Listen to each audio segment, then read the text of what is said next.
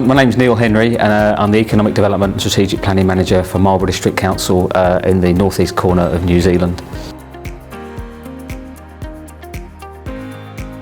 Marlborough is a rural remote community in the northeast corner of New Zealand on the South Island.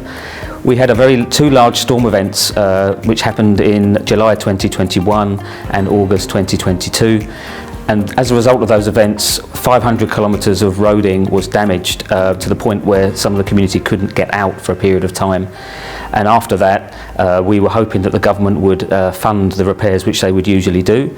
Unfortunately, they asked us to undertake a government business case, which was the first time that had taken place in New Zealand and still hasn't happened since. So we needed to engage with our community in a really detailed way to make a case for the government to restore access so they could keep using the roads to get in and out. And this is businesses, this is tourism businesses, this is farms, this is mussel farmers, but this is also people that live out there. It's about 2,000 permanent population in 5,000 square kilometres poking out into the ocean in the Marlborough Sounds.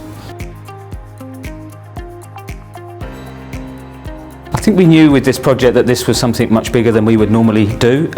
This was a response to a large storm event that we had to engage with a very remote community for a really important outcome, which was restoring their roads. So this was different to the kind of activity that we would usually do for general council work. So we realised it was large. The outcome that we got in the end was very successful. So we thought this is something that perhaps had a chance of winning. The main challenge was that the community just wanted the road fixed.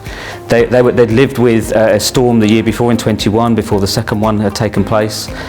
They rely on that road to get in and out, to do their day-to-day, to go to school, to go to the doctors, to go to work. And the road had been severed for some time. So the main challenge was getting the roads fixed as quickly as possible. But from a council point of view, we actually had to try and engage with a community that's incredibly dispersed, who couldn't get in and out very easily. And it was very hard to actually talk to them. The internet access isn't great out in the Sounds for some people. So how do we engage with people who are far away, can't get out easily? And also in the Marlborough Sounds, lots of people own holiday homes, so many of the residents out there are part-time and they don't even live in Marlborough. They might live in Christchurch or Wellington or other places. So we had to engage with a whole community of people that weren't even in our district as well. So that was really challenging for us. The most rewarding aspect was the outcome.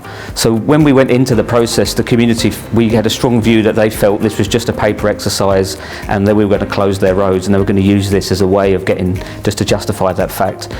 When we got towards the end of the project and we presented options back to them, which went from at one end full road access restoration of some form to marine access in some cases in the long term, many of them were surprised and they were expecting bad news. And when we went out to them to say, actually, we think there is a case to repair your roads, they will get done providing the government can help provide the funding and you will be able to carry on living out here. Because for some people, particularly the older population, they're unable to do things that they would need to get by. So for example, going to the doctors. So when we made it clear to people that we thought there was a case for it, that was the most rewarding aspect of it.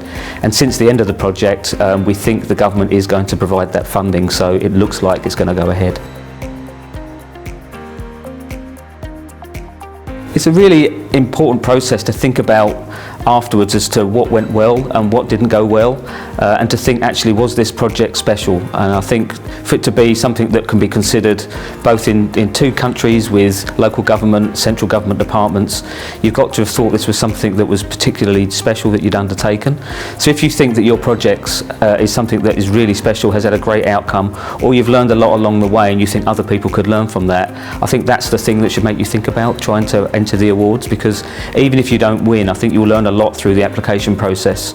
And one thing that we really found useful was this is the only awards I'm aware of where we had to provide community references for the project. So to find members of the community that don't always love the stuff that we're doing and perhaps aren't always happy with the outcomes, but to have to put them up as well to provide a reference for us is a real point of difference to this award.